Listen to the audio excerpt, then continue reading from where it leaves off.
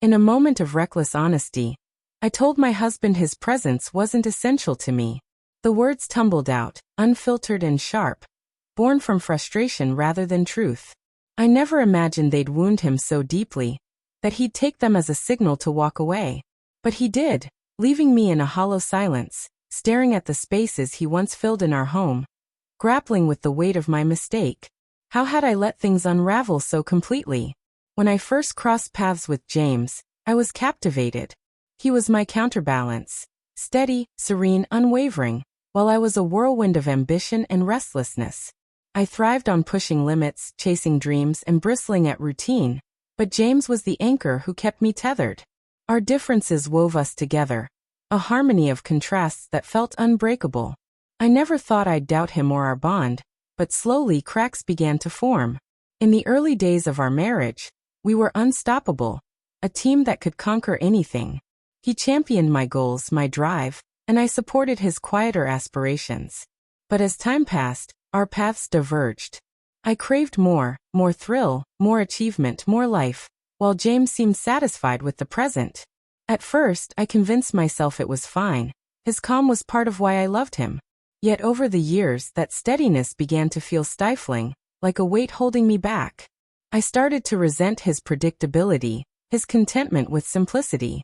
What I once saw as a safe haven began to feel like a trap, and I couldn't shake the sense that I was outgrowing our life together. The shift wasn't sudden. It was a slow buildup of small frustrations, each one layering over the last. I yearned for adventure, for nights out exploring new places, while James preferred quiet evenings at home. I wanted to dream aloud, to plan grand futures, but he was content to savor the moment. My hunger for excitement clashed with his desire for peace, and the tension grew. Then came the night everything broke. It started as a minor disagreement, me suggesting a spontaneous weekend trip, him dismissing it as impractical, citing responsibilities and budgets. My patience snapped. "You're so dull, James," I blurted, my voice sharper than intended. "You're trapped in your routine. I don't need you to manage my life. I can handle it alone."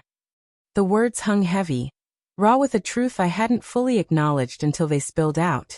I expected a fight, a heated exchange, something to clear the air. But James didn't shout or argue. He just stood, his eyes meeting mine with a distant, wounded look, as if I were someone he no longer recognized. "If I'm not needed," he said softly, "then maybe I should go." His calm was unnerving. I thought he'd storm out, cool off, and return. But he didn't. He packed a bag with quiet resolve and left. I told myself it was temporary, that he'd come back after a day or two. Days turned into a week, and my calls went unanswered. I left voicemails, pleading, apologizing, swearing I didn't mean it, but silence was his only reply. The reality settled in. I had driven him away with my careless words. The emptiness was overwhelming. His side of the bed stayed cold, his favorite spot on the couch untouched, the kitchen silent without our shared routines. I tried to drown the void with work, friends, anything to distract me, but nothing filled the gap he'd left. Reflecting on it, I saw how much I'd taken him for granted. I'd convinced myself I was too young, too driven to be anchored by a relationship. I thought I needed more than what we had, that I could thrive alone. But now, I understood how much I'd relied on his quiet strength, his unwavering support.